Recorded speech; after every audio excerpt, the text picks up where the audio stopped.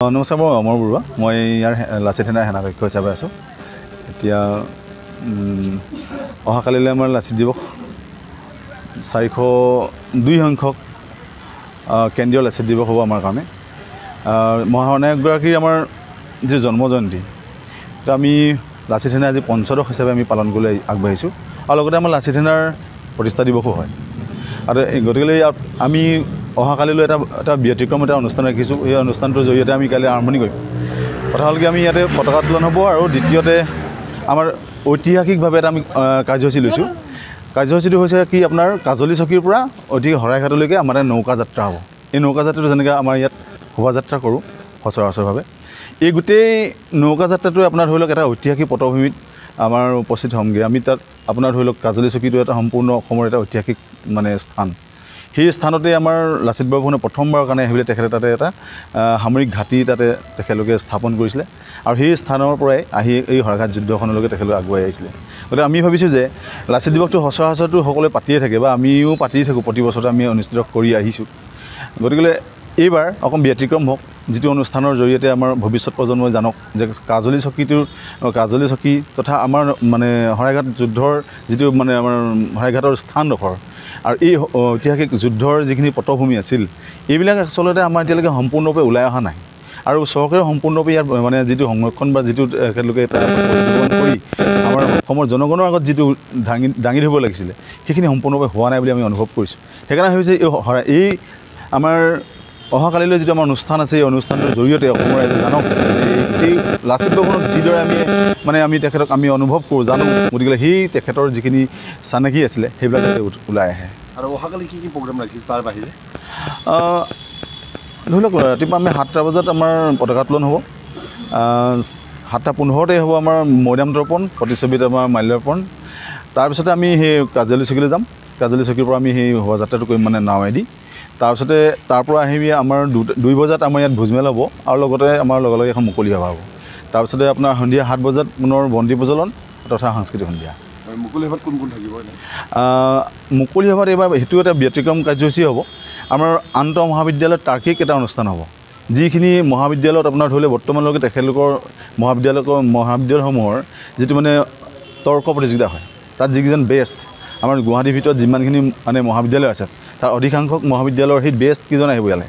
আৰু তেখেতলোকৰ মাজত এটা অনুষ্ঠান হ'ব। তেখেতলোকে ঐতিহাসিক শৰাইঘাটৰ যুদ্ধ পটভূমিৰ ওপৰত তেখেতলোকে বক্তৃতা ৰাখিব।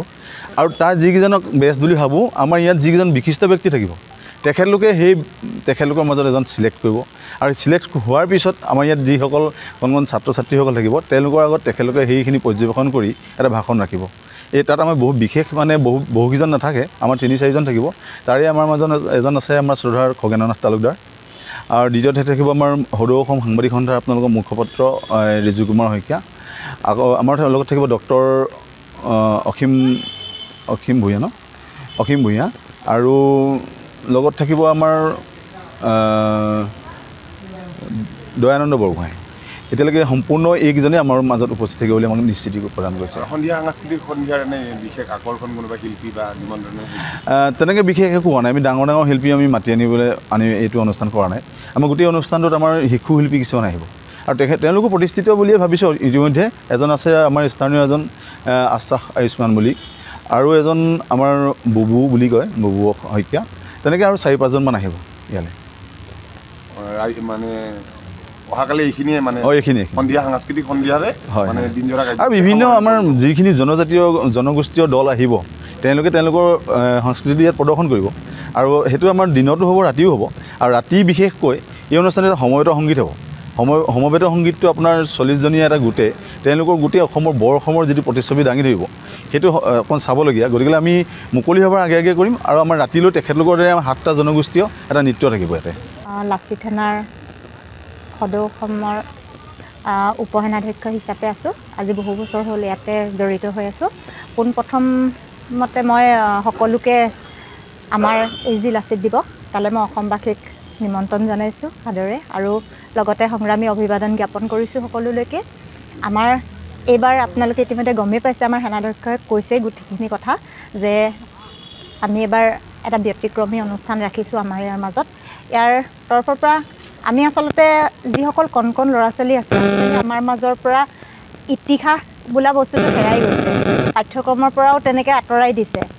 আমি বহুবাৰ চেষ্টা কৰিছোঁ যে যাতে পাঠ্যক্ৰমত পুনৰ আকৌ যাতে ইতিহাসখন আনে, আমাৰ যি অতীত আছিলে সেই অতীতৰ বিষয়ে যাতে জনোৱায় আৰু জানে সৰু সৰু ল'ৰা ছোৱালীবোৰে।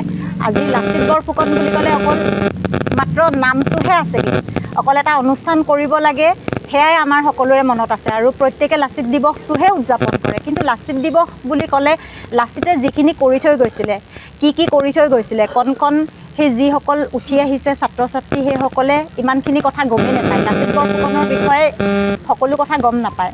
হয়তো আমিও বহুখিনি জানিব বাকী আছে। গতিকেলৈ আমি প্ৰতি বছৰে উদযাপন কৰোঁ, যাতে গণ্যমান্য ব্যক্তিক আমি ইয়ালৈ নিমন্ত্ৰণ কৰি আনো, যাতে আমিও আৰু শিকিব পাৰোঁ, আমি আৰু জানিব পাৰোঁ লাচিত বৰফুকনৰ বিষয়ে তেখেতলোকে যেতিয়া দুআষাৰ কয়। কিন্তু আজিকালি দেখা যায় যে মুকলি সভা বুলি ক'লে আমি প্ৰত্যেকে জানো ভাষণ দিয়া শুনিলে কোনো ওচৰৰ পাজৰে মানুহ নাহে।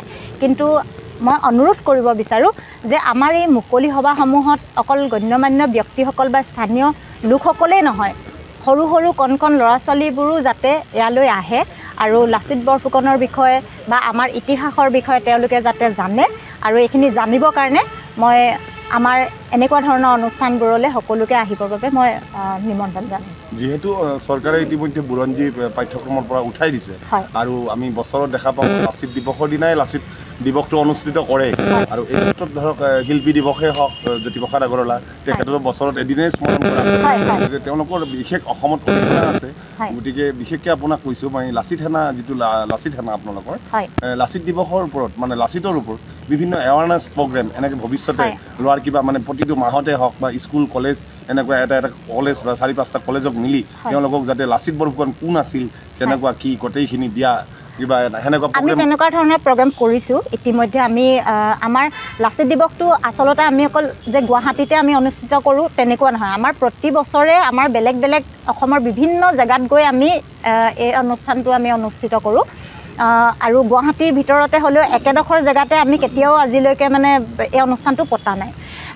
তাৰ দ্বিতীয়তে আমি কলেজসমূহত বা স্কুলসমূহত সদায় আমি এটা ব্যতিক্ৰমী অনুষ্ঠান ৰাখোঁ যে আমি এছে ৰাইটিঙে হওক বা এনেকুৱা ধৰণৰ আৰ্ট বা ডিবেট এনেকুৱা ধৰণৰ আমি কম্পিটিশ্যন সদায় ৰাখোঁ, যাতে তেওঁলোকে কি জানে সেইখিনি যাতে আমি জানিবৰ কাৰণে তেওঁলোকে যিখিনি তেওঁলোকৰ লিখনিৰ দ্বাৰাই আমি বুজি পাব পাৰোঁ যে জানিব পাৰিছোঁ আজিলৈকে যে লাচিত বৰফুকনৰ বিষয়ে যেনেধৰণে জানিব লাগিছিলে তেনেধৰণে নাজানে।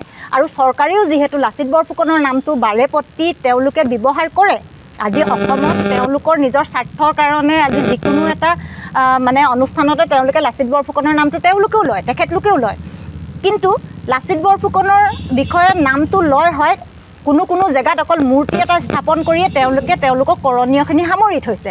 কিন্তু আমি বিচাৰিছোঁ যে লাচিত সেনাই আজি বহু দিনৰ পৰা দাবী কৰি আহিছোঁ যে লাচিত বৰফুকনৰ নামত এটা সামৰিক বাহিনী গঠন হ'ব লাগে, যিহেতু তেওঁ এজন বীৰ যোদ্ধা আছিলে। আমাৰ অসমত যদি তেনেধৰণৰ এটা তেওঁলোকে চৰকাৰৰ ফালৰ পৰা যদি পদক্ষেপ ল'লে হয়, আমি ইমান দিনৰ পৰা কৰি অহা দাবীটো যদি তেওঁলোকে মানিলে হয়, আজি ডেটত অসমীয়া সমাজৰ বহুখিনি নিবনুৱা সমস্যাৰ পৰা সমাধান হ'লহেঁতেন বুলি ভাবিছোঁ। আৰু বহু ক্ষেত্ৰত আমাৰ যি কণ ল'ৰা ছোৱালী উঠি অহা শিল্পী বা যি উঠি অহা ল'ৰা ছোৱালী আছে তেওঁলোকেও লাচিত বৰফুকনৰ বিষয়ে আজি বহুখিনি জানিলেহেঁতেন। নমস্কাৰ, মই অনুপ কুমাৰ গগৈ, লাচিত দিৱস উদযাপন সমিতিৰ সম্পাদক। মই এইবাৰ আপোনাৰ আমি এই লাচিত দিৱস উদযাপনৰ প্ৰাক সন্ধিয়া আমি অসমবাসীক আপোনালোকৰ জৰিয়তে অভিনন্দন জনাবলৈ পাই সুখী হৈছোঁ যে আমি কাইলৈ কেন্দ্ৰীয়ভাৱে আমাৰ লাচিত সেনাৰ ৫৫ কেন্দ্ৰীয় প্ৰতিষ্ঠা দিৱস তথা লাচিত দিৱস আমি উদযাপন কৰিবলৈ লৈছোঁ। আমি এই অনুষ্ঠানৰ সংগতি ৰাখি আমি এটা নৌকা শোভাযাত্ৰাৰ আমি ইয়াৰ উদ্যোগ লৈছোঁ। নৌকাযাত্ৰাটো আমাৰ ঐতিহাসিক কাজলী চকী, য'ত কোৱা বাহুল্য আছে যে তাত আপোনাৰ আমাৰ লাচিত যেতিয়া আপোনাৰ শৰাইঘাট যুদ্ধ কৰিবলৈ আহিছিলে, শৰাইঘাটৰ যুদ্ধৰ সময়ত তাতে গোলা বাৰুদ আৰু আমাৰ ছাউনি প্ৰতিষ্ঠা কৰিছিলে। গতিকে আমি সেই ঐতিহাসিক কাজলী চকী অঞ্চলটোক অসমৰ মানচিত্ৰত তাৰ গুৰুত্বটো আমি জনাবলৈ আগুৱাই আহিছোঁ। আৰু তাৰ উপলক্ষে আমি আপোনাৰ কাজলী চকী ঘাটৰ পৰা ব্ৰহ্মপুত্ৰৰ নদীৰ বুকুৰে আমি লাচিতৰ প্ৰতিমূৰ্তিলৈকে এটা শোভাযাত্ৰাৰ আয়োজন কৰিছোঁ। আৰু আপোনালোক সাংবাদিক বন্ধু বান্ধৱসকলক আমি অনুৰোধ জনাম যে কাইলৈও আপোনালোকে যাতে আমাক সেইখিনি সহায় সহযোগ আগবঢ়ায়। আৰু আমাৰ যোনটো উদ্দেশ্য আমাৰ সেনাধ্যক্ষ ডাঙৰীয়াই লৈছে যে ঐতিহাসিক কাজলি চকী অঞ্চলটোক যোনটো অসমৰ মানচিত্ৰত লাহেকৈ বিলুপ্তিৰ ফালে গৈছে, সেই বস্তুটো তেওঁ অসমৰ মানচিত্ৰত বা সকলো অসমীয়াই জনাৰ কাৰণে যোনটো উদ্যোগ লৈছে, সেইখিনিত যাতে আপোনালোক সাংবাদিক বন্ধুসকলে আমাক সহায় কৰে।